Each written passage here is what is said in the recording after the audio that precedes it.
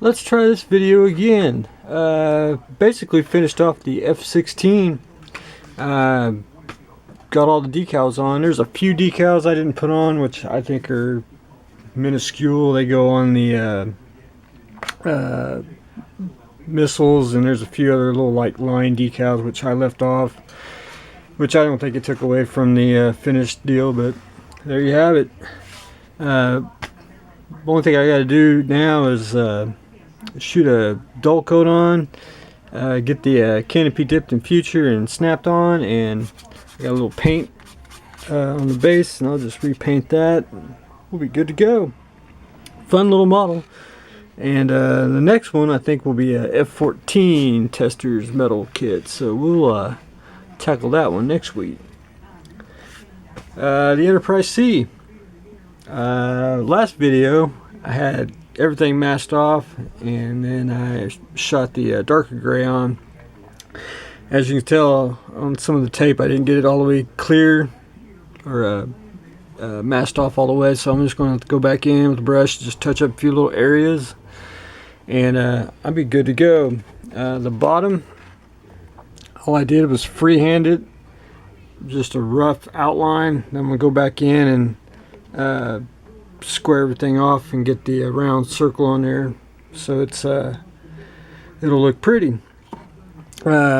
I did go in, I didn't want to mask it. I did with the low setting and airbrushed in the warp nacelles, and I just got to go in a couple more passes and get them a little more darker.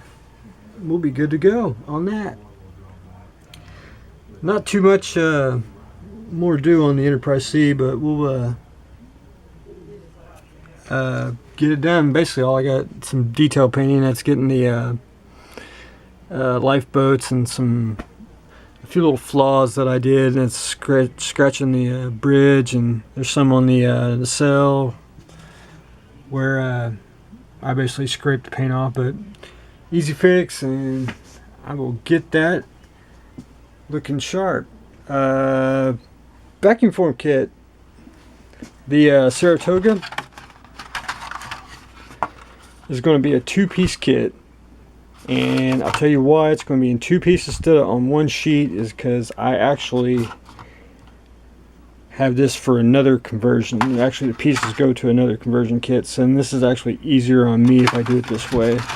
So I want to offer two sheets to make the Saratoga, and they're running about $6-7 plus shipping, and that's for the United States. However, if you're overseas, it's going to be more. If you want to know the price, you'll have to email me, and they'll be in the store in a couple days and some online retailers, so look forward to that.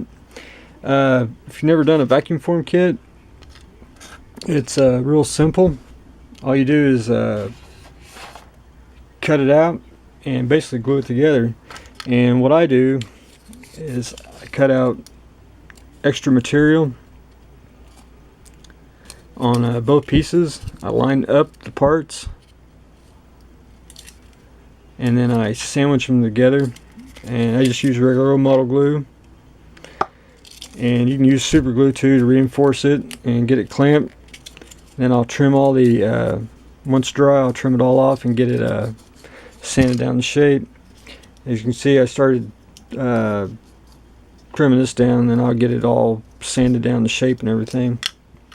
I'll show you one thing you don't do, and that's like cut all the way close to the edge of the part, because if you notice, and I did this on purpose, you got nothing really to bite onto, and that's an easy fix, but just want to show everyone that's not really a good way to do it. If you just cut out a lot, glue it, you'll be good to go. The battle damage reliant, actually I haven't made the damage nacelle yet.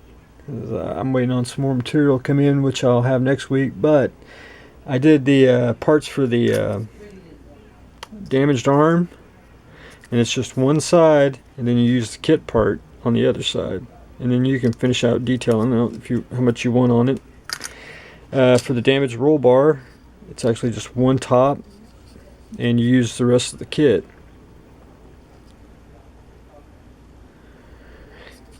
And then once you get all the parts on, be like something like that.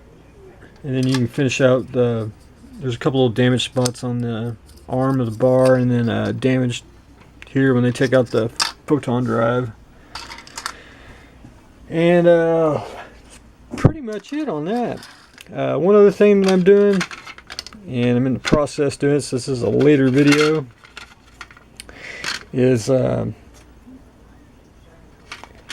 cut out the landing bay doors for the Reliant, and I'm going to add vacuform landing bay inserts for it, and it'll be right and left. And I'm using a graphics tape or painter's tape to do some detail, and then once it's vacuum formed, you can put it in and you'll be able to add detail to it, or it'll be hollow so you can light it if necessary. That's what I got going on there, and hopefully this video will load up correctly, so stay tuned for the next one.